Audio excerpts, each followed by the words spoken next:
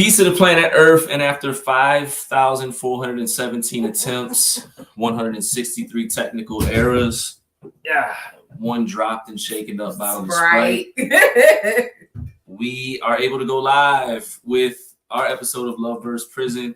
A lot of people have been reaching out in the comments, asking questions about our relationship, the marriage, what it was like getting married while I was in prison, and some of the stuff we had to overcome and all that good stuff. And what I did was I took some of the questions everybody asked and I put them in here, and we're going to go through them and we're going to answer them, and we're going to be transparent and true. But I like it because it's like a good exercise for us, and we get to, talk about some things, our story a little bit.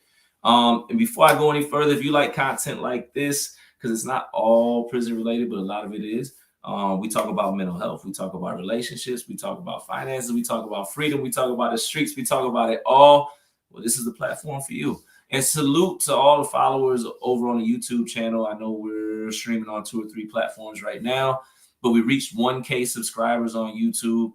And to me, that's no easy feat as we continue to climb on our road to 2K views. I think I got it all. So yeah, don't forget to comment, subscribe, hit the notification bell, and tell a friend to tell a friend about what we're doing over here. Shout out for 1,000K subscribers. Salute to y'all. Appreciate y'all, man. This is my beautiful wife. If you didn't know, that's why it's called Love vs. Prison. How you doing, my beautiful wife? I'm good. Don't be weird. I'm not being weird.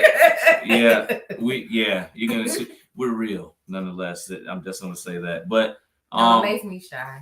I'm still shy, even after 3 years of marriage.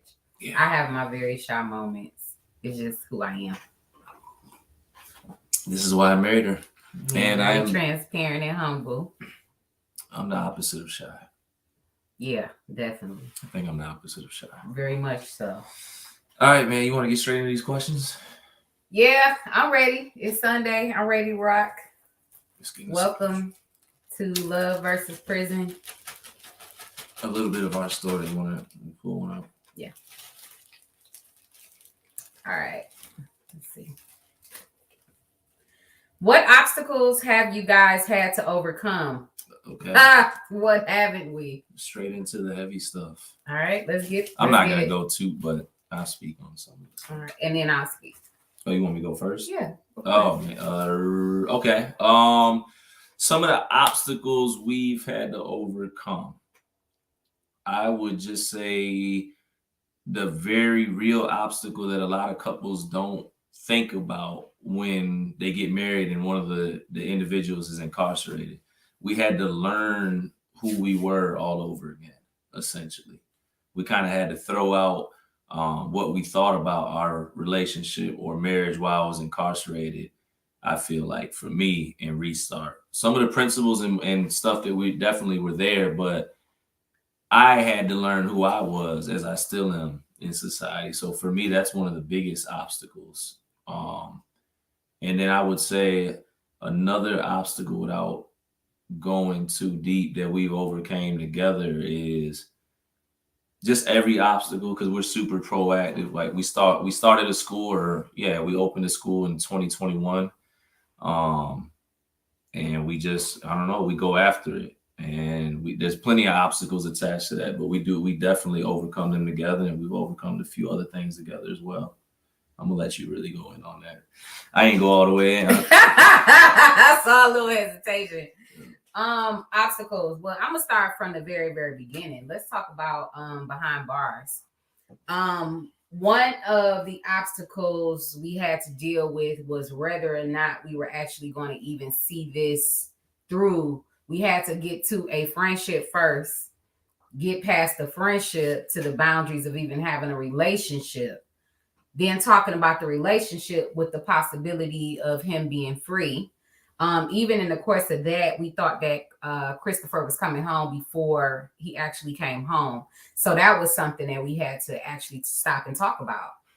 Christopher asked, would I be willing to wait? And I told him, of course I would. He said he didn't know how long it would be. I didn't really care. In that place that I was in at that time, I was very much in a settled place. I was in school and I was trying to accomplish things. So I felt like he was a very healthy distraction that I needed. So that was one of the obstacles that we had to overcome. Once we were embedded and grounded in the relationship, knowing that we wanted to have a future together, we had to decide when and if or how we were going to get married. So that was That was an ordeal. that was a whole ordeal. I almost went to the whole side story. I almost went to the whole. So when you get married in the penitentiary, at least for our experience, we had to go through this checklist and we had to Yeah. get a chaplain approved, marriage certificate ahead of time. These are things you had to do. I just had to deal with paperwork on the inside. Yeah. We booked her flight. They knew she was coming from out of state. Yeah. And then 2 days before we were supposed to get married, they tried to ship me. Yeah, they tried to transfer him. They tried. It didn't work. Yeah, that was a big deal. I was actually on my way to Virginia and I got the call saying, you know, I literally just got off the flight and he was saying that he was about to be shipped out. And I was like, well, what do you mean? Like dressed and all, everything. So that was something that we had to overcome. When we decided and when actually the officiated, you know, wedding happened behind bars, we did the most brief counseling that we could have ever gotten. For me, I thought it was priceless. But that's something that I actually asked the officiator to do. He was a ordained minister, and we had never did a couples counseling. And even though it was just a few minutes, for me, I felt like it was a necessary step. We literally took all the moments that we had and just tried to make the best out of each and every minute. When you're dealing with 15-minute phone calls, you really listening and trying to make every minute matter and count, and it has to be worth some type of substance. So yeah, that's one of the things that we had to overcome. He fast forwarded and kind of talked about some things or some challenges that we had when he came home. But when you're dealing with somebody, you know, that's been incarcerated for 17 years, I'm gonna be honest, I did not know what I signed up for. I absolutely had no idea what I signed up for. It was not what I thought. You know, I did not think about the little things as far as in his mind and having to relearn, having to have patience for a grown man. You know, when you're coming together, you're sharing one space, you're making one life. That's one thing, but you're talking about somebody that has to readapt to society. I didn't know how to put things into perspective. I didn't know how to use my debit card at the gas pump. I didn't know how to use the self checkout. I didn't know how to drive. He had to learn how to drive again. I almost got into like 17 accidents. Yeah. You know, watching, you know, he had gotten I'm gonna give you an example. He had gotten a forklift certification while he was behind those walls. Man. Now, when it came time to go on these job searches and these job interviews, I'm like, Chris, watch the YouTube video. You watched the YouTube video, and he went on this interview, and man, I thought I could watch a 5-minute. I thought I could watch a 5-minute video. Yeah, it was crazy. Drive the forklift, and then I went to the interview, crashed into the wall, came back to the car.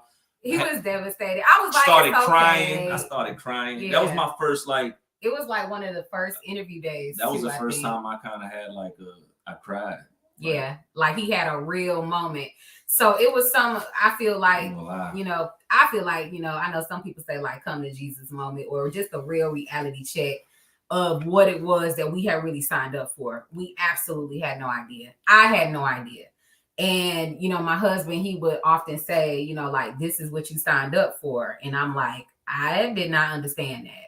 Obviously years later, you know, it's way better. You know what I mean? We've transitioned through so many things we've had to overcome, dealing with, you know, just emotional situations, you know, as far as us both not having children, being older parents, going through miscarriages, 3 to be exact, through an 18-month period. That was devastating for us. It's just so many different things. Parents getting older. Chris's mom is another generation older than my mom, whereas my mother, you know, it's a generation gap. We only 20 years apart. So just learning the family structures, where each person comes from. He was raised Hispanic, and a little bit Black, but he was raised Hispanic. A little bit. I was raised a little bit Black. He was raised Hispanic. A little bit Black, all cameras, yeah. A little bit. You know what I mean? So even the culture dynamic had been shifted because he was from Chicago. You know, he was, you know, kind of raised in the street, you know, had that urban dynamic, but him growing up and me growing up is totally different. You know, I was raised on 7 Mile. He was raised in the streets of Chicago, but they were just different nationalities. His best friends, you know, were from a different background. He had different girlfriends. He had different experiences. So his life was just different. The prison system raised him, you know, so just having to overcome all of this, you know, being an adult, coming together, merging two worlds. I hadn't lived it with a man and God knows when. He hadn't been around women like that. I'm in an all, you know, for the most part, majority female industry. So I'm constantly around women. It's been a lot.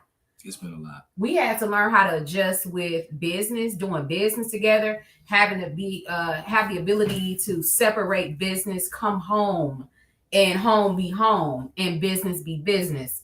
I put this man in a position to be my boss, and he takes it on with such grace. Hey. But you know, there are certain reasons why we set up things, you know, different. It all has its purpose.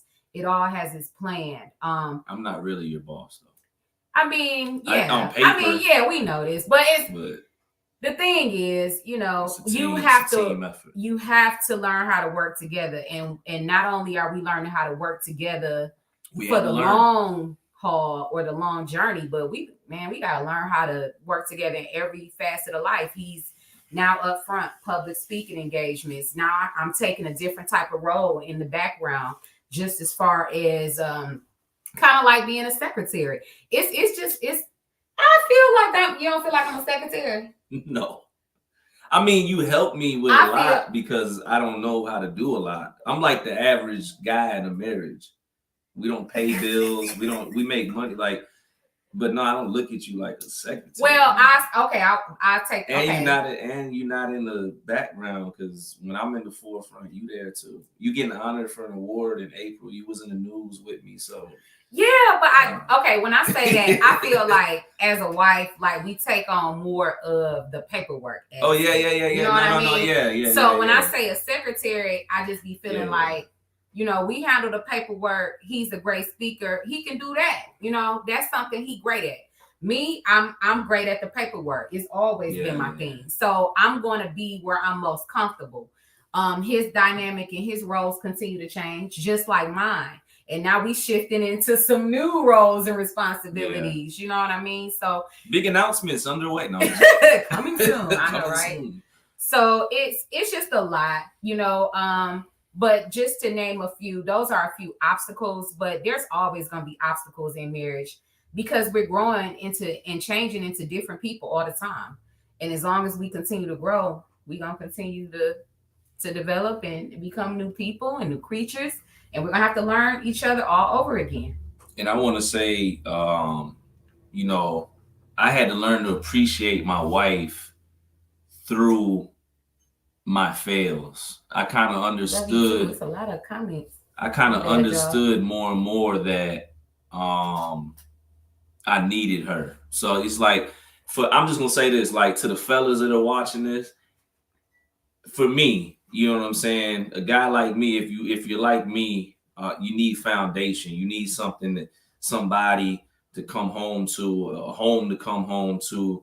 And that's what motivates me. It's easier to focus when you got a foundation. It's easier to stay inspired. It's easier to push past the hard moments, because I've had plenty of hard moments. So I want to say, you know, thank you to my wife. I always tell her thank you, but she taught me a lot. You know, a lot of guys don't like to admit this, but if you've been locked up 10 plus years, society has changed 2-3 times. You got a lot to learn or relearn, especially for me, I got locked up like so many others when I was a teenager, 19 years old. I was in the military, but I still lacked life experience. My wife had to show me a lot, man. So I definitely I had to really, I think more so just being honest in the last year, going through some more things, I really started to understand that and get that. Somebody just said, "Oh, they watching What is two service." All right, you went to both services. But yeah, man, salute to you. I appreciate you. Thank you, man. That. It's kind of weird. I've been out for 3 years now and plus years, and we both kind of agree we're just really settling in. Yeah. Oh man. Yeah, we had to go through some things and some learning curves and some tough moments and some ups and downs. And I know there was some moments where everybody has those look back moments, whether it's business. You know, maybe not everybody, but I think we did. I'm gonna keep it all the way up. But if you chosen for a purpose, you gonna definitely go through some trials and tribulations. The hit's gonna be different. When you're anointed, you're gonna be double blessed or even, multi-blessed in so many different ways. But just know that the enemy gonna be just on your behind just the more. You know what I mean? It's just all about purpose. So having to deal with those challenges, not allowing them to shift us, set us back, and just not staying stuck in the moment. Like I'm a real big believer on that. Next day, let's get up. We got a new day. Let's try again. She set that example for us in the marriage. She set the faith example. She set the don't quit example, because a lot of people see me in a certain way, but I say, I'm super transparent on my platform.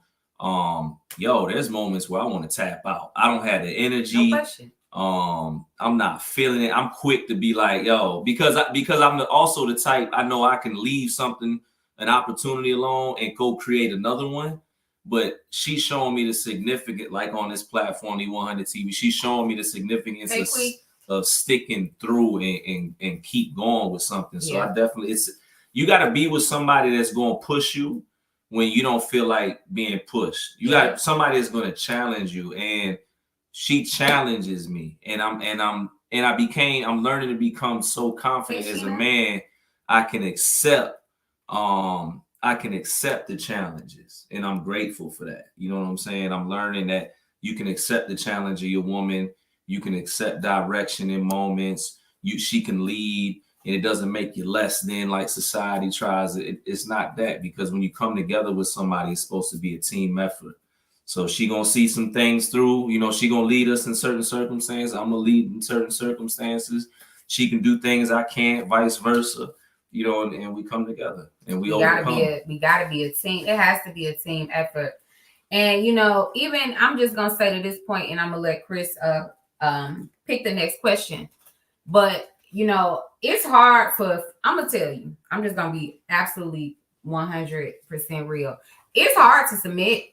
It is hard to submit. It's hard. But I don't be trying to make, I don't want anybody to pay. I don't try to make nobody submit, though. It's not like that. The reason I'm bringing up this word in particular is because we don't talk about it enough. And I feel, but I get what you're saying. But I feel like what I'm learning as we are growing together and as we are married together, I'm literally in the marriage for him.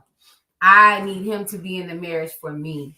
Like, that is the dynamic of the chemistry that we have, being vulnerable enough. And so when I say submit, you literally have to be willing to put your all into it, no matter what you're feeling. I'm not feeling you. I don't care. You know what I mean? I'm not going nowhere. I see you in the morning. You know what I mean? This is just real talk. We'll fix it in the morning. But no, we're not always feeling each other. We don't always see eye to eye. But it doesn't mean that I'm gonna make sure he still got a meal. And that's what I'm talking about as far as being a woman in submission.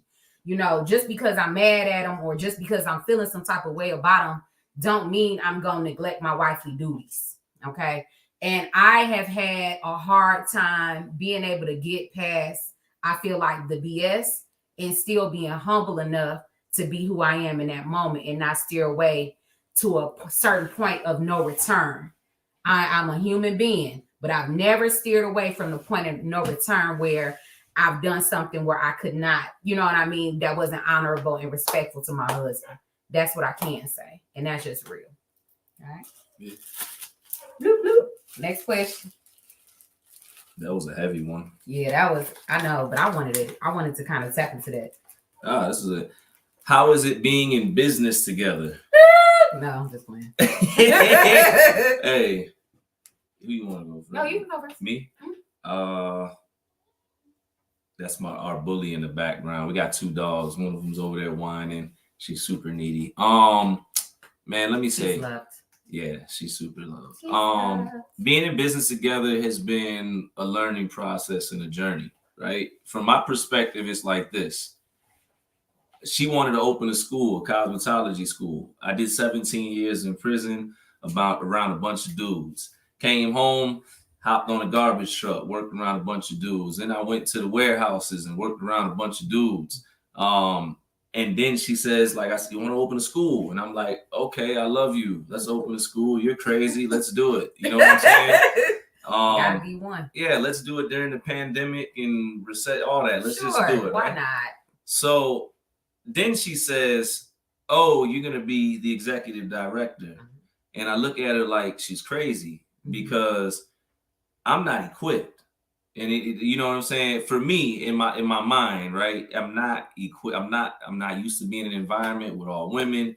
I start having second guesses about being the guy that's at the door greeting people. I got prison tattoos. I want people to come into our school and be in the environment. I'm freaking out. I got anxiety. But you know, she reminds me, you know, it's more about the people aspect. It's about connecting with people. You know, I do have a platform, so I'm able to, you know, help push the brand, which is key. Although she has one too, you know, and I'm able to connect with people. I say, like, when people ask about the business, I tell them all the time, Yeah, she's my boss. On paper, it says I'm the boss, but she's the boss. It was her dream, but she allowed me to help her, you know, bring it to fruition. There were moments, because business is extremely hard, that I'm gonna be honest again, I wanted to tap out. There was a couple of times I remember thinking to myself, like, hey, I don't know if we're gonna make it. Or there was a couple of times where I'm looking and, you know, we got to come up with this money. And this is months ago, you know what I'm saying? But there are some really tough moments, you know what I'm saying, in business. yeah. And there were moments where she just refused to let go of her dream, and she continued to show me and inspire me. She focuses on the education aspect. Yep. I focus on personnel. Yes. I focus on disciplinary things. I focus on connecting the dots, networking, marketing, promote. You know, she does all these things too. I don't want to make it sound like she doesn't, but it's just my emphasis is on these things, you know. But I guess for me in business, you want to make sure whoever you're going into business with is who they say they are. And if you're married to somebody, and you guys are hustlers and entrepreneurs, then it's a good thing to go into business with somebody you know is going to stick it through. And I tell anybody, if you're married, build something together. You know what I'm saying? Build something together, because when the tough moments come, it'll be harder to let go. Yep. You know, and we had tough moments. We allowed the business sometimes to stress us. We allowed the miscarriage. There were just certain things, right? But I think in the back of our minds, we were like, oh, wait, no, we fought to do this. We've been building it. You know, I remember, and I just want to go on in, I'm gonna let this go.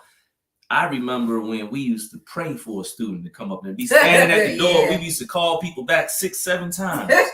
No question. Standing in there by ourselves. You know what I'm saying? I remember somebody would come in. Tables, we bringing tables to the school. They fly off the trailer. I'm running through the expressway, grabbing table. Like, yeah. I remember all that. So yeah, but when you're in business, especially when you're building a business together, it's rewarding, man. Even in the tough moments, I still get frustrated at times. I'm human. You know, business is frustrating. I had times where they call me and the whole ceiling is flooding because upstairs a pipe bust or something. Yeah. but I'm grateful, man. It's rewarding. We're able to impact people. We're part of the teaching process, which is honorable. Yeah. My wife is an amazing educator. She's getting honored in April at Monique Yesenia's celebration banquet for Black women. And she's showing me a lot. You know, I know a little bit, but she's showing me a lot. And that's my take on it. And I'm glad. I'm just grateful. I definitely wouldn't trade this experience in for the world. My experience is going to be a little bit different. And I'm not, you know, I'm just going to be as transparent as you can possibly be. Hey, it's easy for me to be in business with my husband because I trust him with my money. He trusts me with his money. So I think that's one of the biggest things. And the reason I'm saying this is because I know that is a big deal, a big principle. And a lot of times you can't even go into business with anybody that you can't trust. The trust has to be there. With no trust, we would not be in business together. And another thing is, because we are in business together, guess what? I don't really trust too many other people because I only trust this one individual.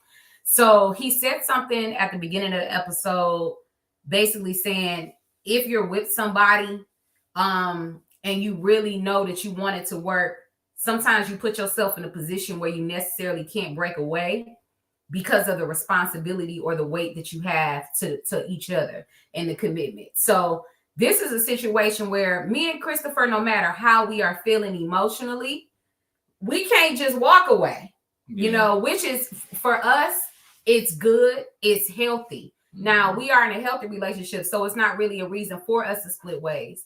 But if there was ever a thought to ever enter into my mind and say, hey, you know, I think this day I'm not feeling them, I want to do X, Y, Z. It's not that easy. Right. And for us, I feel like it has been the best teacher for us. It has matured us because of that. Chris can't just, we just live a different life. And we have a different type of weight and responsibility. So if things don't go according with us, it doesn't just affect us. It affects 20 to 25 other people because their lives are connected to the dream. Yeah. So that for me is I just feel like it's literally just been orchestrated. It was just orchestrated by God in that way. It was just divine, because we can't. There's no way we can walk away. There's no way we can just shut the doors, because people are dependent upon it. And I like the weight of the responsibility. The weight pushes me to be exactly who I need to be. Yeah, it's what pushes me to be the greatest educator I can be, no matter what. Yeah. We got to keep the lights on. So guess what? I got to go harder today. Yeah. You know what I mean? No I got to push. I got to do one more post today.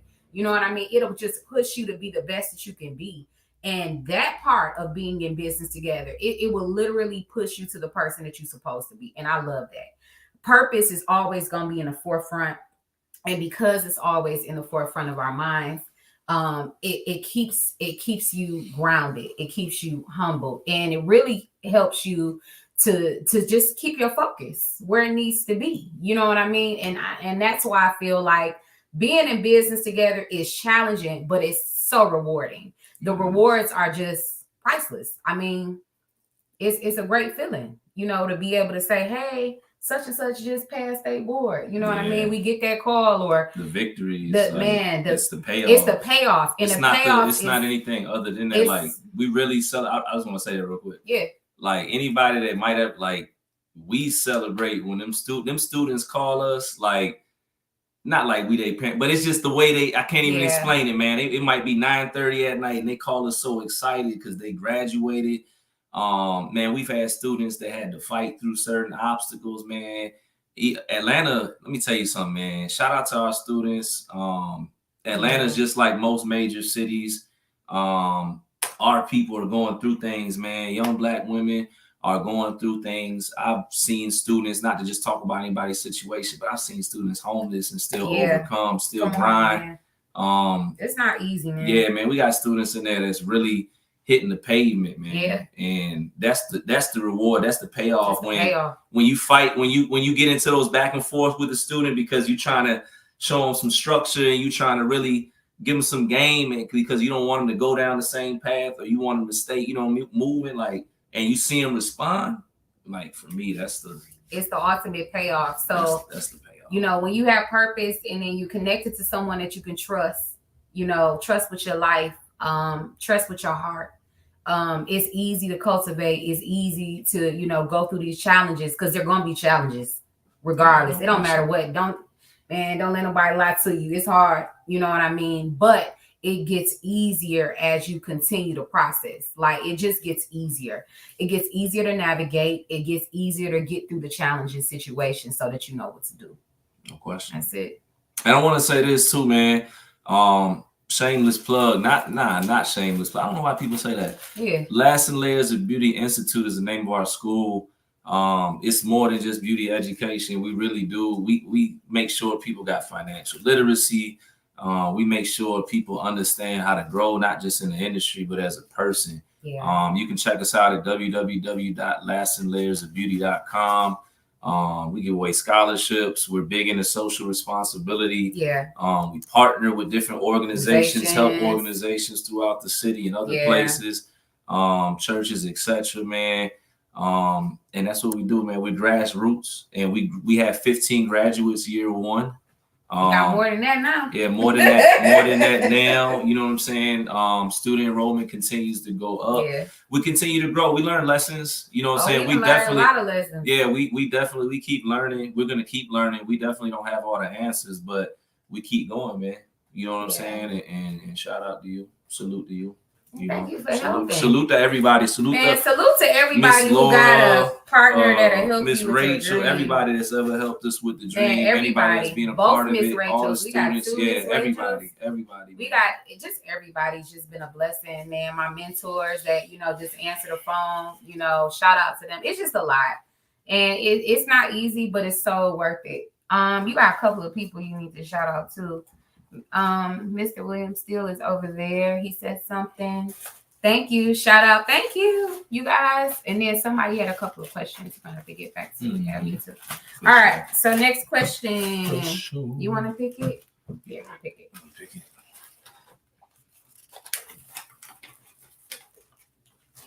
Oh, here's another. What lessons have you learned since being together? Why are you looking at me? What? Oh, I gotta go first every time. I mean, I don't know.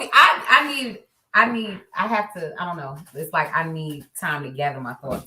Okay. What lessons have we learned? Have I learned? Laughing at me. The lessons I've learned since being with April. I learned patience. Continuing to learn patience. I learned that compromise in the right situation is healthy. I learned and continue to learn when to let things go, when to understand that the point is not bigger than the purpose. You know, when the point is not bigger than the purpose, just leave it alone. Yeah. You know, I'm learning to fix things instead of letting reasons build up to let things fail. I'm learning love is the willingness to experience all emotions with a person and keep going forward. And a lot more, man. I've learned a lot. You know what I'm saying? I can sit here and do a whole 2-3 hours on what I've learned, but I think I learned the importance of really building something that's going to last forever. I can say honestly, like, I'm proud of our marriage. I'm proud of what we've grown through. I'm proud of how we grow. I'm proud of the way we blocked out the noise. I'm proud of when we fell, we got back up. Yeah. Like, I'm just proud of us. And I'm like, you know, I continue to learn a lot. Team Willis. Yeah. It's been hard. Let's see. But worth it. Adulting is hard. But worth it. Man, I'd rather be an adult. I tell you that. What lessons have you learned? So I have learned also how to be more patient. I had to learn how to listen. That was hard. that has been the hardest lesson that I've ever had to actually try to take the time to master, because it's a difference between hearing someone and actually listening to them with empathy and concern. That has been my biggest test. And I'm open enough and vulnerable enough to say that we don't always put ourselves in a position to listen. And although I'm a teacher and although I'm an educator, it would seem like you would be equipped with certain type of gifts. But I had to learn certain things. And I felt like I'm learning how to listen. And that might be an easy trait for some, but it has been a harder trait for me. And I'm happy about that part. I've also learned, obviously, I've learned more patience. I've learned a little bit more understanding, some more wisdom. But I'm learning how not to run. I was a runner. I was a runner. If I didn't want to be here, I didn't want to be in a situation, I didn't want to be in a relationship, I was gone. And that's just what I was used to. I will pack my stuff and I could go live wherever I want to live. I ain't got no kids. I'm good on you. I don't have to be here. That is me. It was me. Now, being married to Christopher, you can't just run away. I could have, but you know what I mean? It's no, you can't run. I have to face every challenge head on. I gotta face every challenge, because everything is connected. We're interconnected. We connected as in one on paper. We connected in the spirit. We connected. Just everything is connected. Through experience. And again, when you trust someone, and I trust him, it's gonna be. I have to think about anything outside of that. Is it even worth even entertaining? And it's absolutely not. So it keeps me grounded in a relationship. Learning how to just be strong enough to know that people are still going to be themselves, and it's okay to allow individuals to grow into what they're going to grow into. A lot of times we don't have the patience enough to allow people to be, because we'll see certain potential, especially as women, we always see the potential. Now, even older and even having maturity, obviously there's still, some potential that I did see, but it still had to be developed. It still had to be cultivated. It had to grow within our relationship as we're growing. So nurturing him, and still having enough power and enough strength to nurture myself in moments. That has been a great learning, and challenge and experience that I've had to endure. And it's just made me a better person. So learning how to listen, learning how to be patient enough to grow with your partner, and just, I don't know, just being more in tune with the other individual. I think that helps a whole lot. But just taking a step back, because I just feel like I've always been the talker and I've done a whole lot. So putting ego to the side because of my life experience versus his life experience. Like, this is just real, y'all. You know what I mean? I've had to deal with a lot of these issues on my own. And a lot of the times he's had to point that out to me. And that's not always easy, hearing the truth up front and personal from your partner, but being willing and strong enough to accept it and deal with it. It's like the ultimate payoff, because once you get past that lesson, you can get on to the next thing. So yeah, but it's all been good. There's always something. It's better for me to get it back together as soon as possible and keep going, because there's always going to be something that needs to be faced. Yeah, we had technical difficulties trying to start this dang thing. He ain't want to. We should have. Yeah, I was laughed it all. I was getting ready to reschedule and everything, but nope. I was like, nope. Come on, we got this. No, but there's always something going on, man. It's easier to be unified. It's easier when the headaches come than to allow something, that I had to learn that, than allow something small to linger to the point that when something hits, like, you can't reach out to the person you know, in the right way. We can always reach out to each other, but it's like just a reminder, don't allow the negativity to dwell. Yeah. You know what I'm saying? It can't simmer, it can't fester, it can't, you know, attach itself to another negative thought. And a lot of times it will literally grow, and we don't want those seeds to grow. Yeah. That's the only way to keep going. It's been a process. Oh yeah, it ain't. Yeah, it's not something you just learn. And then you got another question. All right, is this one? Okay. I'm gonna wait till that one at last. Okay. How was it when he first came home versus now? Ooh. And this was for me too, and I picked it. Okay. Let's see.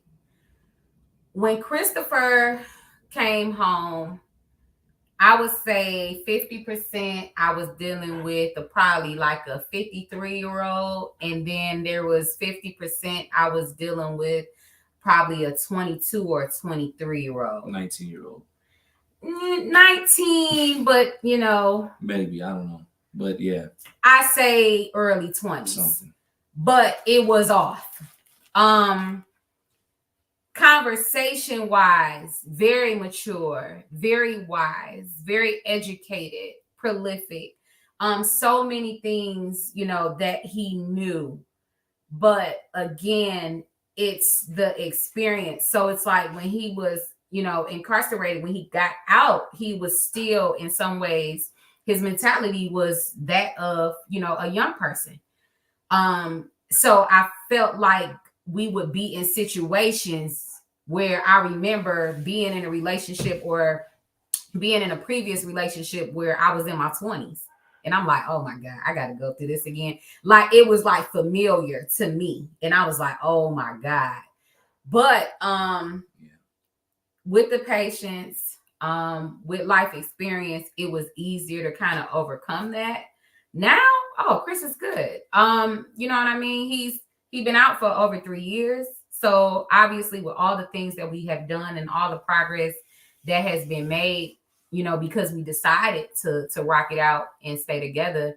Yeah, everything's great now, but it was definitely different. Our love was different.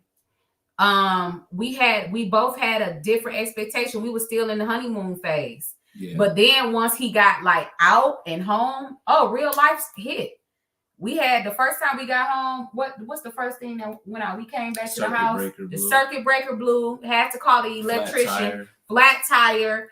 Pulled over by the police coming from VA. Yeah. Like, it was real life thrown. Like, you know what I mean? So you're dealing with somebody that just getting. Let's just break it down to when we got pulled over by the police. Yeah. Like, he just got out of prison. Yeah. We didn't have no license plate. We just had a permit. We driving through states and states and states. We was legal with his vehicle. So we were legal, but it was still the trauma attached to it. Yeah. And I can feel the tension. Yeah. I couldn't, you know, he did not sleep and he could not drive. I had to drive by myself. So, and I was tired, mind you. This is a big deal. So we've been up for days. You know, so it's no easy feat. And sometimes I feel like I had to step into his role until he was able to be, you know, in his role and develop fully as a man. I agree. You know, so he loved me, you know, from a place of where he was, not necessarily who he would be and where he was going. So I had a different experience, but each level of love has been greater. Each level of love has been different. So it's been a different experience, but it's definitely different now. Now, I mean, I don't feel like you can really tell. It's at that point. I don't think students don't know. And then students, like, even when students find out, they be like, okay, anyway, next. Like, they don't care. But, so I think that it makes it a difference a little bit. Or just people that we meet. People don't even. I want to say this, though. Think about it. I had to go to therapy. Oh, yeah. I had mental health issues. PTSD is real. If you've been incarcerated, see, I'm gonna talk about it. I'm gonna get all the way in it. 17 years in prison, that's trauma. You're in an aggressive, hostile, negative, just downtrodden environment. Yeah. And it's bent up. it's pent up in you, and a lot of times you're stuck in these trauma holes, these stress holes, all this stuff.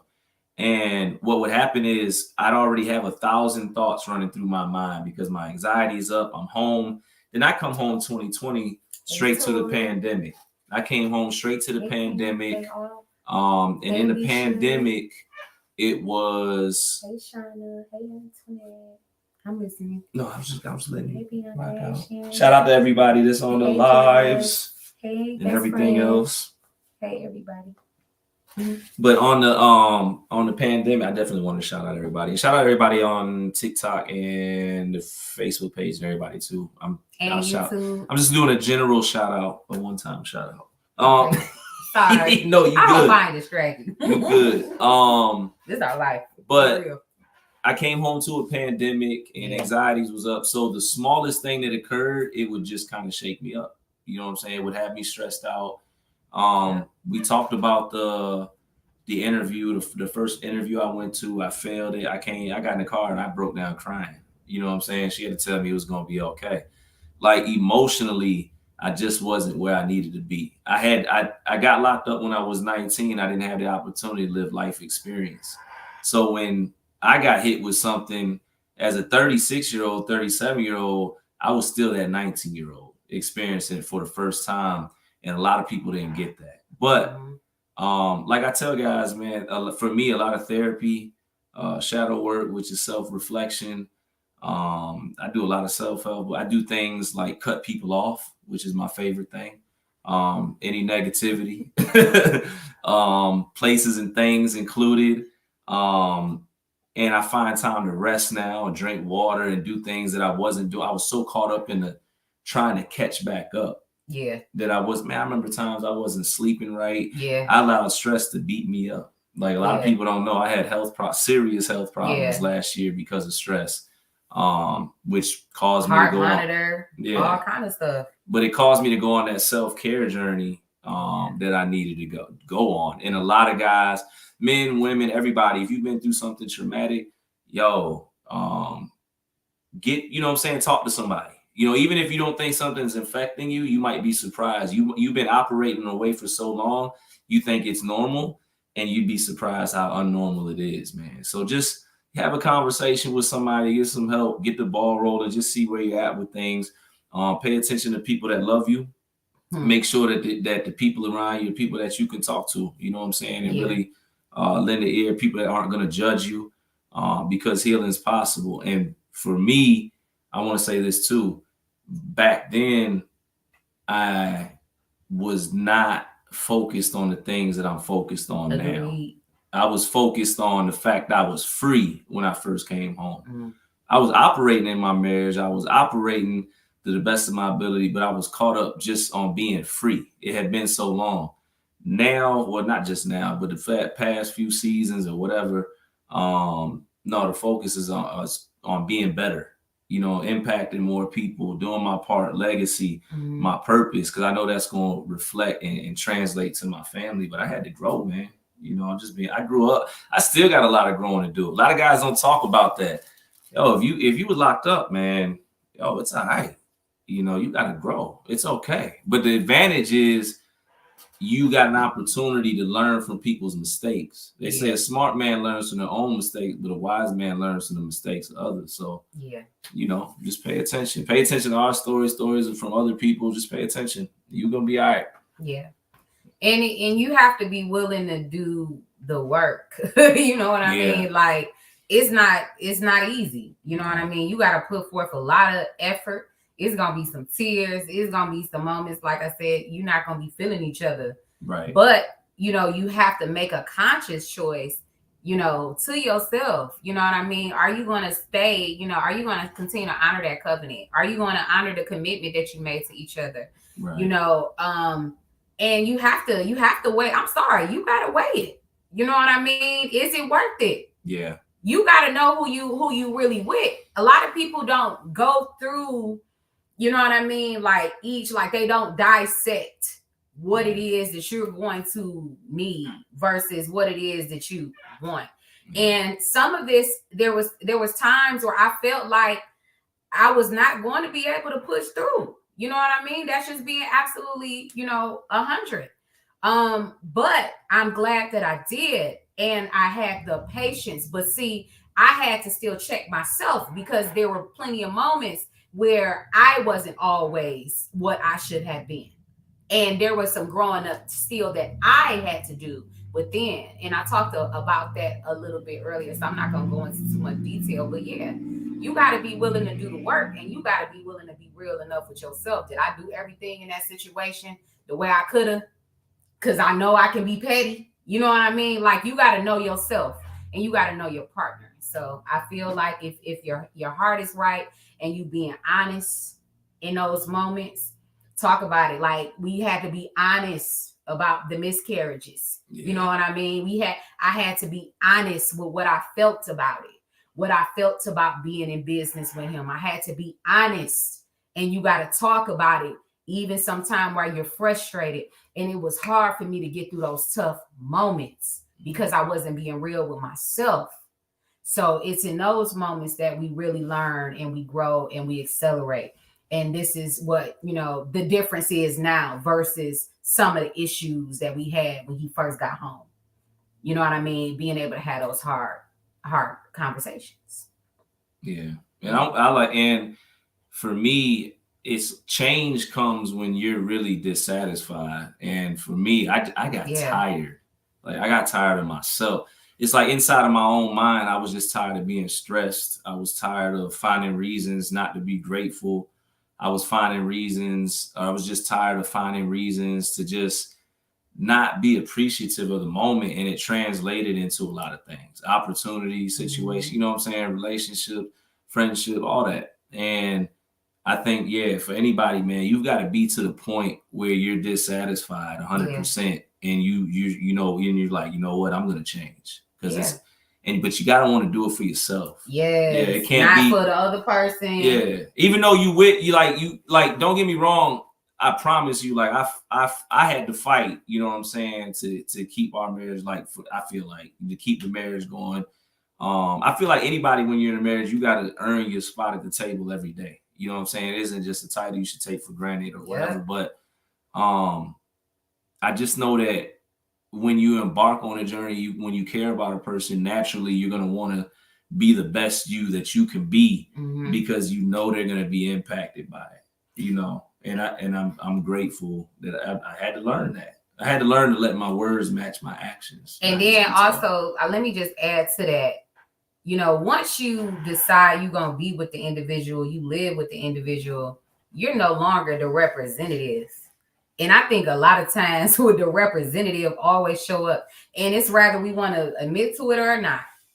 Like, for real, before he was here, and every day, and I was here by myself, the house was a little bit cleaner. But guess what? It was because I was here by myself. Yeah. I did not factor in dogs and him and people, and you know what I mean? So it's like, for real. Speaking it's of, like, I'm going to check on the dogs. Okay. You have to, we have to really be real about it. And it was that right there in itself, letting the representative die so that you can really, really be your authentic self. And it's so hard for us to be vulnerable. It's so hard for us to let the guard down, because we've never really been exposed. It's easy to hide who we are. And I couldn't hide. You live with somebody, you can't hide. You can't hide how you feel, how you want to feel. You can't hide if something really wrong. The other individual, they're going to know you.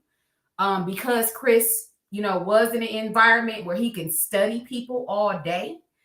He can read me very well. And it doesn't have anything to do with me being his wife. It has more so something to do with just me just being my authentic self. And he knows how to study people.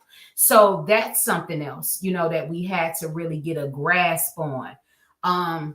Just being your true self. So that part right there is, this is where we are now. Now we have grown. Now we're still growing. It's not perfect. You're right on time. What? I'm about to read the next question. All right, Bloop, bloop, bloop, bloop, bloop. What is that? Would you recommend a what? A quote unquote prison relationship? Oh, this is a good one. Oh, nope. I knew you were gonna say that. Chris, I'm gonna let him. He can speak on that first, and then I'll say why not. But I'm just so gonna be real. I want to say that I believe in love. I believe love can happen however it wants to happen. I don't feel like boundaries or circumstances or situations. I'm sorry, y'all. Y'all gotta excuse me. I don't feel like balance. Are you okay? Yes, I gotta use the bathroom. Every time she makes a noise, my PTSD. No problem. I forgot. Oh, so I feel like love can happen whenever it can happen, right? I feel like it can happen when it's supposed to happen. I feel like love can happen despite what anybody else can think or say. But I will say this. A prison relationship is hard, right? Let's think about it while I was still incarcerated. Phone calls is basically the extent of the communication you have. You don't know an individual through phone calls. Visits, you don't know a person through visits. You have intentions, right? You profess things. Like there were things, what I'm saying, I meant in my heart, what I'm saying, that I was like, man, this is what it's going to be. And I really meant that and believed that, but I did not take into consideration that I had not been a free man for over a decade and a half. I really had to learn who I was. And when you're dealing with a person that's incarcerated and you're committing to something like marriage, you got to really take that in consideration. Me and April had to go through the process of 3+ years now, still learning each other. Like we just said earlier, man, we probably just started settling into our marriage about a year ago. I don't know if that's the exact timestamp, but it seems like that's when we started figuring things out. The first couple of years was a learning process. It was ups, downs, it was headaches. It was some really hard moments, tough moments. It was some moments where we were brutally honest with one another. We went through hard moments, and when I guess being in my situation, it was more of being caught up in the thought of being free with her versus really taking into consideration all the things we would face. So if you're in a relationship with somebody that's incarcerated, I'll just say that it's extremely difficult. The chances of them being successful, from what I'm seeing, aren't high. We are probably in a minute percentage. I kind of feel like I'm safe in saying that. So one of my homeboys made a joke because she has my phone all the time. Like there's a lot of stigma that's attached to being with somebody I know that's coming home from incarceration. But I want to say I'm grateful that she saw past it. I'm grateful that she gave me the chance because she didn't have to.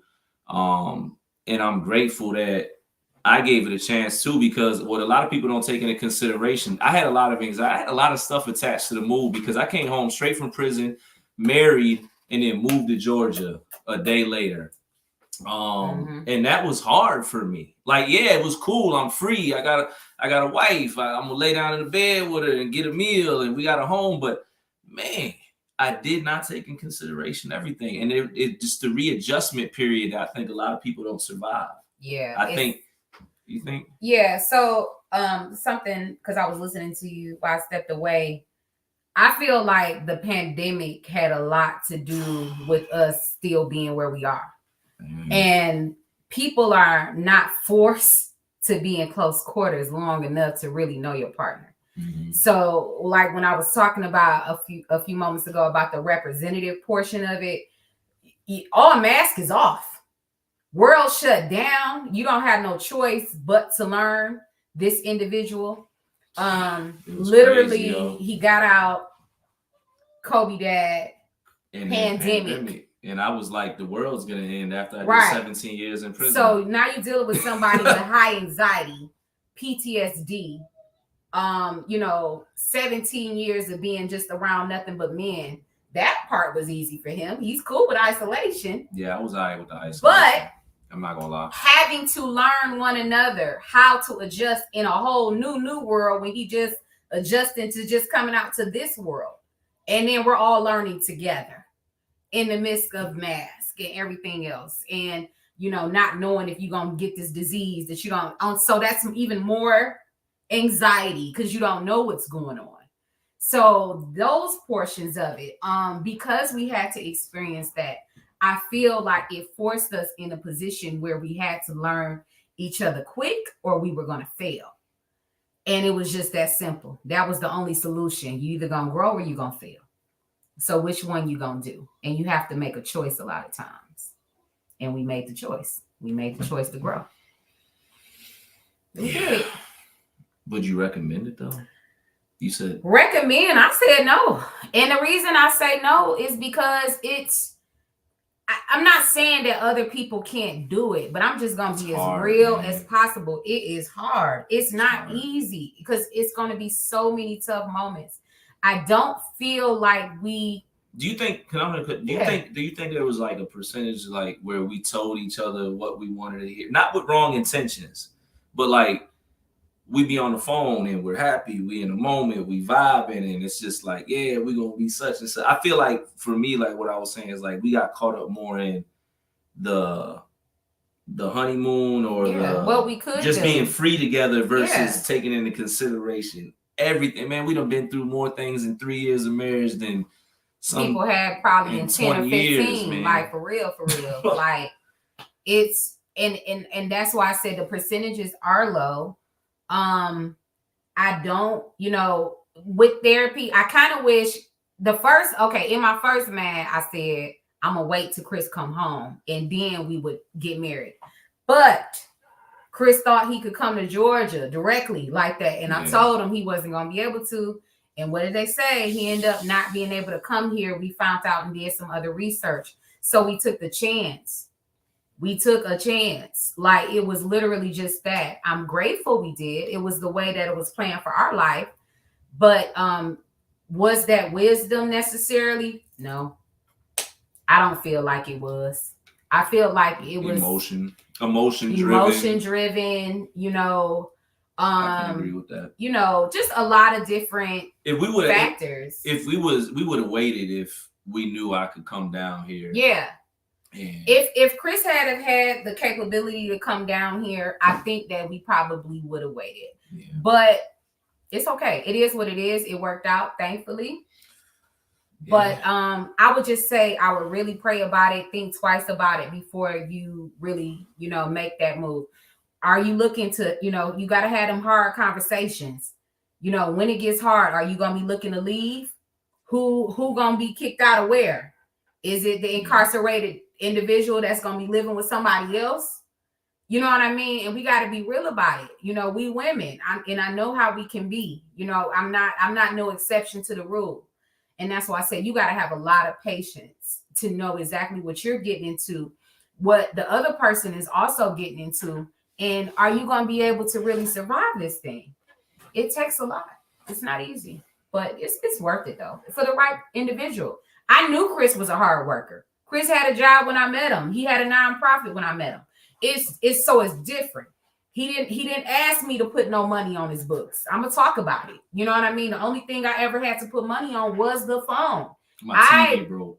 The TV broke. Yes, TV broke. But outside of that, he wasn't coming at me. You know what I mean? He wanted to hold down his own. He was very adamant about do not send me money.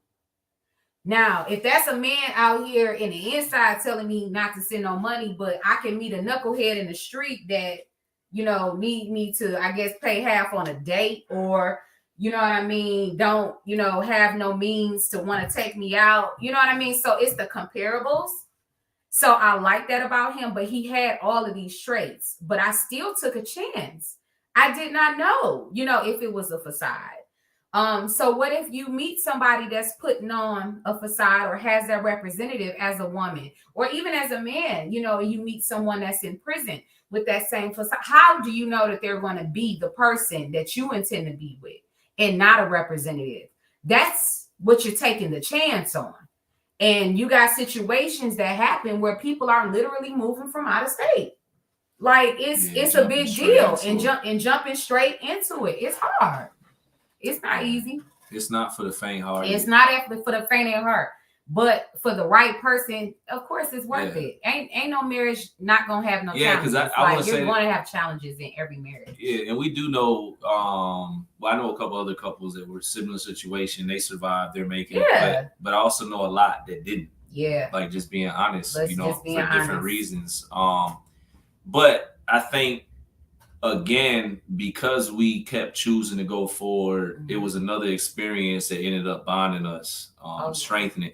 When you allow your tough moments, your frustrated moments, when you look back at those moments and you change your perception and say, man, we chose to keep going, or we grew through that, or we learned together, whatever it is, it strengthens the bond.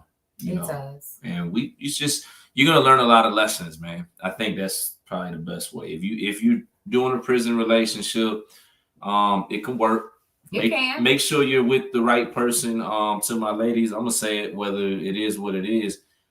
Make sure the guy knows for a fact he wants to be with you. You know, make sure if there's any way you can before you just sign a dotted line, and vice versa. You know, we got a joke. She did a background check on me. I did one on her. Yeah. You know, but it is what it is. You know what I'm saying? But I'm just saying, like, you know who you're with for sure, and know that they're gonna be willing to grow. Story, though. Yeah, that's a true story. He did. That's I was appalled.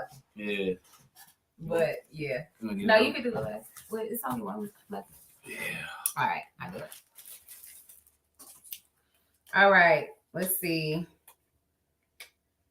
How did you guys feel going through visits? Oh wow, I got a story for that. You can go ahead and start though. Man, like visits were I mean, it was good, right? Because I got to see her, but I was in Virginia and she was traveling from Georgia. So that was step one. Then there would be times where she traveled all the way up there. We might get 1 hour. You know, we could get an extended visit one day, but the next day it was dead. And then they shipped me to Camp 17, and it was like 6 people could fit in the visitation room. It was so small.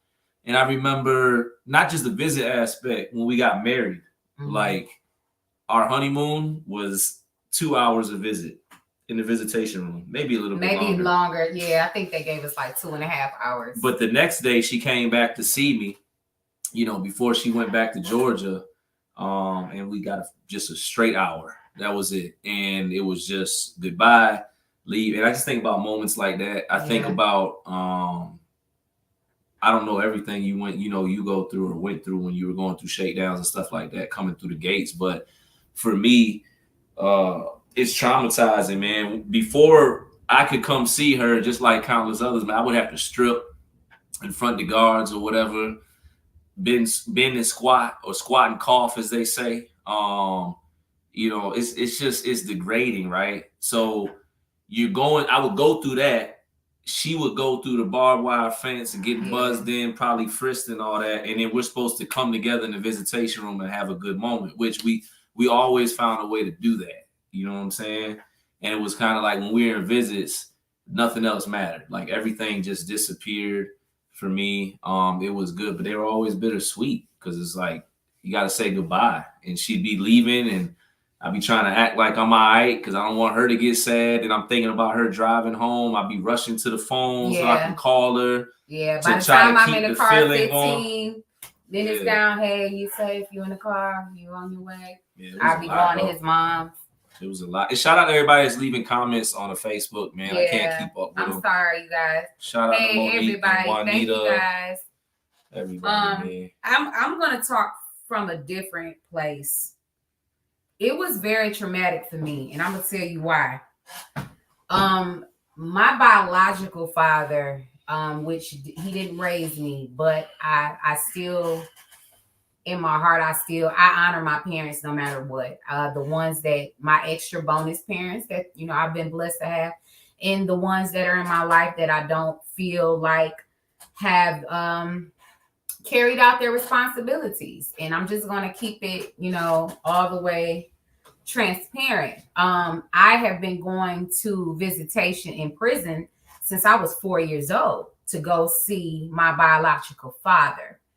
So only imagine how I feel. It's almost kind of like coming a full circle of where I started, and then the position that I put myself in, you know, now as an adult, having to be in that place as a child. Psychologically, it did a number on me.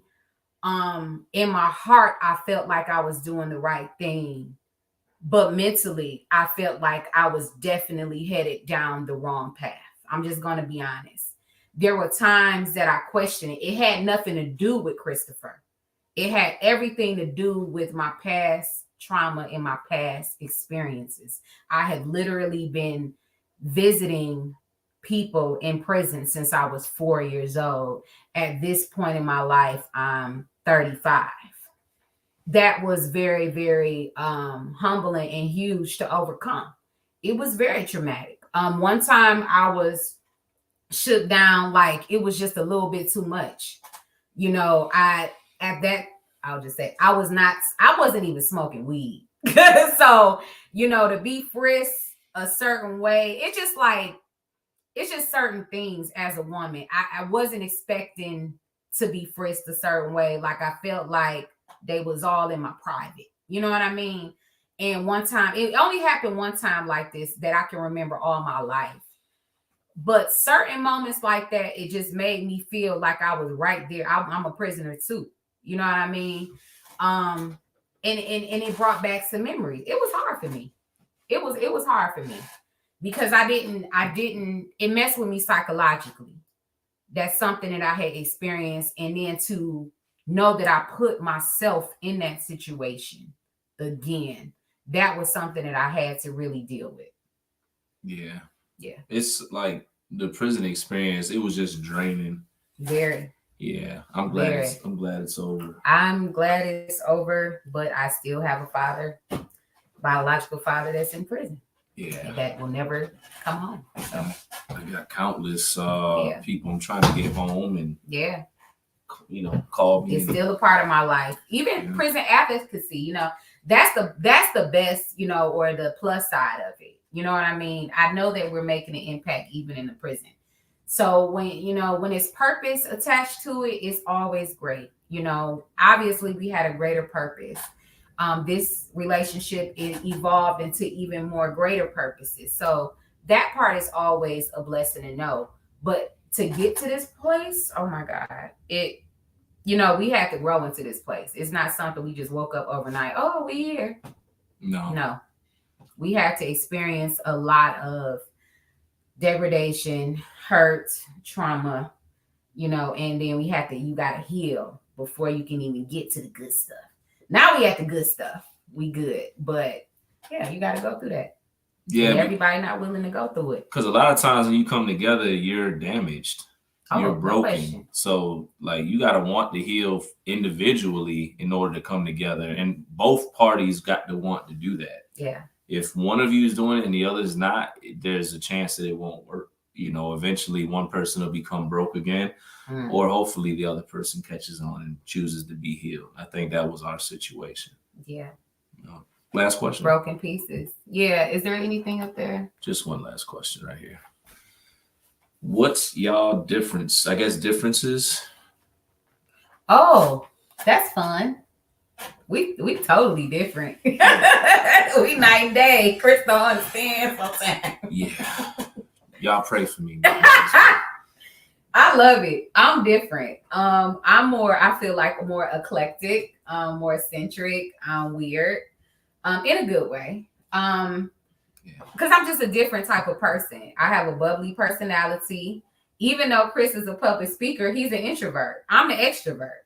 So a lot of people don't know that about him. Yeah. Because he's at these events and these engagements and he's always engaging with people, he's not really the engager at all. I am. So those differences, I don't know. I feel like maybe I'm a little bit sillier. I feel like he's a little bit more disciplined, structured, because he was in the military. I'm a little, willy-nilly, kind of like all over the place. But still within structure and boundaries. But we have our differences. Like we are different, a lot different. We agree on a lot, but yeah, we different. We disagree on a lot as well. We do, and that too. I think it's like, but healthy. It's the way we don't disagree. We agree on where we're trying to go. But we often disagree on the methods to get there. Yeah. The methods are very different. Yeah. But now I just get quiet a lot and just sit shotgun and chill and just ride on. I'm listening to the old timers, happy wife, happy life, and just, No, but for real though, our differences is what became our strengths. Like, I never wanted to marry somebody that was like me. Not in the sense of like, I wanted to marry somebody that was an entrepreneur, a hustler, somebody that had heart, a teacher, which is one of the reasons I fell in love with you. But I wanted somebody different. You want to be with somebody that's going to be able to see things differently. Yeah. To complement your vision so you guys can go further together. Yeah. That should be the whole purpose of coming together. The complement of one another. Complimenting one another does not always mean the same. Mm-hmm. If we were the same being, we could not be. That's just what it is. That's just real talk. It wouldn't even be interested. We would be bored. Chris would be bored if I was any other way. I know this. She keeps me on my toes. There's always an adventure. Yeah. It's an exciting adventure. But in a good way. Like, everything is awesome. So, and I wanted to be with I needed a covering. That was my specific prayer. I wanted a covering. I wanted a best friend. And I said that from the very, very beginning, before it was even a relationship. I had already, had established that in my heart and said, hey, babe, we need to work on this friendship. I need you. We got to be the best, because without the friendship, we can't have nothing. We don't have nothing to build on. And, that's another thing, that we had to kind of be on one accord about and one page on. We had to have a solid friendship. And once we got the solid friendship, then we were able to build on a relationship. And, he had to become my best friend. It's like, without the friendship, it would be nothing. Yeah. It wouldn't be. Yeah. Yeah. And a lot of best friends, they're not the same. Even my other friends, we're not the same. Yeah, all my friends are different. Yeah, all my friends are different.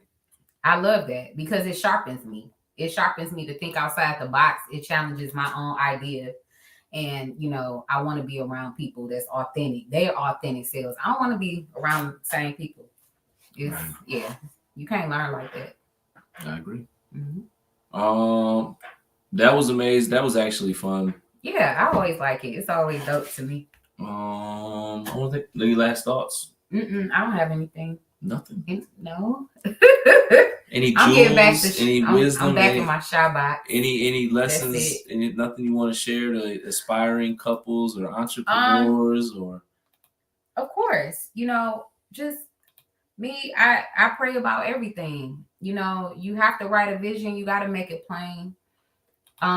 You have to be on one accord and one page. And I think that it is smart to, have a therapy session together or some counseling, even as you're progressing. We have never ongoing therapy, ongoing counseling, is never out of the midst of it. You know what I mean? Like, we always have to still do the work. I'm heavy on the therapy. Heavy on the therapy too. Like, mental health, our Valentine's Day was different.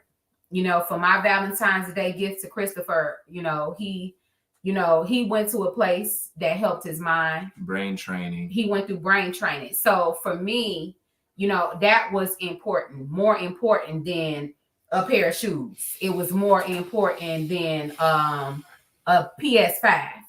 You know what I mean? I'm not knocking nobody if that's their Valentine's Day gift, but I'm being real. I still want a PS5. Yeah, and you will get it. No, but we need this more. You know what I mean? Like, it gets to a place where it has to be priority. So we always thinking about ways to improve. Because if we're good here, once we get to the next level, the next level gonna be a breeze for us. But it's all about, really doing the best with what we have now and today. So always thinking about, forward movement, always, taking the time to invest in things that matter. Time, time spent with one another, just purpose, being invested in purpose. What is your dream? Can I back you on this? What is it that I can do to help? Making myself more available to help. Things like not just thinking about myself and putting myself first. It has to be some type of balance where you can do it for one another. And that right there, I think, is just priceless because we have each other's back like that. You know, I'm gonna continue when he don't want to be in front of this camera saying what he's saying. I'm gonna continue to push him and say, keep on going. Yes, we are. Yeah.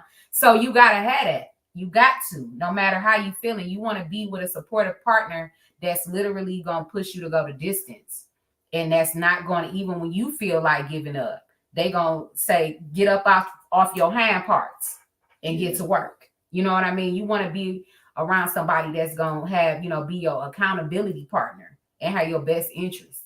And that's what it's really all about. And then, you know, you got a team, you good. Right. Facts. That's all you need. You and that person. Your person. And that person should be your person. Your person. Your person, not, you know, your person on a Thursday, Friday, Saturday. Emphasis. You know, you're a person. It's certain parts of him that I will never share with the rest of the world. You know, he belonged to me. You know what I mean? But you know, but you have to be like that about your person. Like I'm glad he like that about me, and I'm like that about him. You know, because you're gonna know, even if he's not with me, or if I'm not with him, you're gonna still know that he's a representative of me, and you still gonna know that I'm a representative of him. It gotta be that way. Or what we doing? What we doing it for? It's pointless. Yeah. My final words. Thank you, everybody that's been watching on YouTube, On TikTok, Facebook, everything. We got multiple platforms streaming right now. Sorry, I was the same way. I ain't gonna lie. We've been grinding, but we wanted to hop up here. Yes, I'm sleepy. Just give some things that we've learned. Course. Talk about our experiences, all that good stuff, man. Thank you for, you know, rocking with us. Thank you for sharing. I know. Liking, thank y'all. I like doing this. Yeah. I wish y'all had a little bit more questions, because I would keep rocking it. Yeah, but shoot the questions in the comments. Shoot them, and we'll do a part 2. Yeah, we'll definitely be back up here, man. Salute to Moni. I see her checking in. Miss Pam, my sister said, everybody, William Still, everybody, man. Yeah, my sister Sandra. Whoever I didn't shout out, man, just shout out everybody. Anthony, Augustus, My sister Shyla, Antoinette, Imperial, I saw The Voice. her. My besties. Everybody, Andrea, man. Quee. Ed, Mr. Hankins. I can't even keep going. Oh, Thomas Van Dava. Man. Candace, everybody, man. Shout out to everybody. My other best friend, Candace. Yeah, shout out to Precious, Janie, my brother. A lot of people. JB, Patrick, Carl, everybody, man. I can't shout out everybody. Everybody tapped in. Appreciate y'all so much. Don't forget to subscribe, comment, follow, share, spread the word. A lot of upcoming events coming soon tomorrow. Bar Business here on the 100 TV. We'll be at the Public Comment Wednesday, and we're going to USP Atlanta towards the end of the month to talk to the brothers in reentry. Yeah. As we continue to advocate and use our story to, you know, hopefully change lives and encourage the people. Narrative. Yeah, that's it. It's man. it can't be done. You just got to be willing to put in the work. No question. I just want people to know that. No question. You know, because you have to be willing to put in the work, and you got to know that who you with is willing to put in that work too. And I guess like my final little jewel or whatever is, make sure the person you with is capable of driving the car in case you let go of the wheel. That's how I'm gonna end. Don't crash the whip. Don't crash the whip. Be with somebody that can drive, man. You might get tired and feel like you got to pull over. You need somebody to keep driving the car. You need somebody to grab that steering wheel. Keep going, man. That's my jewel. We ain't doing it like Hustle and Flow. You see this? You see this, man? You see this, man? This is a steering wheel, man. I'm gone, man. I said.